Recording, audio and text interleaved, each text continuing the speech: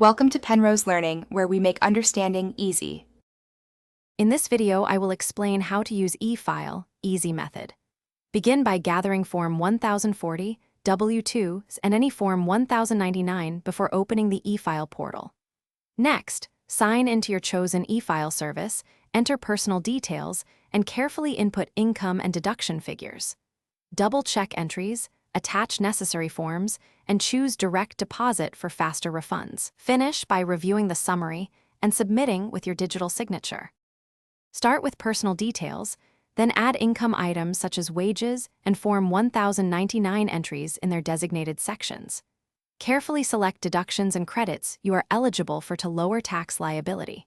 Use built-in calculators in the e-file portal to check math and error flags, and review each screen for missing fields or inconsistencies. If prompted, upload supporting documents and save a copy before final submission for your records. If you're finding this helpful, please subscribe and hit like so I can make more clear tutorials. Quick recommendation: automobile life's too short for a stinky car. Grab Little Tree's black ice that I mentioned. It's a fun little treat while you wait for your refund. Check the description for the product link and other deals, then save this video for later.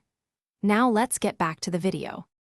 Watch for common mistakes like transposed social security numbers or incorrect bank routing details because they cause delays. Always consent to electronic filing when prompted and apply your digital signature to complete the e-file.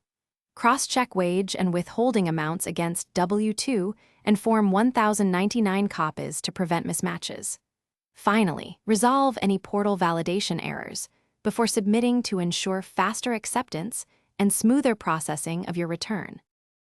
Thanks for watching. If this was helpful, leave a like and consider subscribing. See you next time.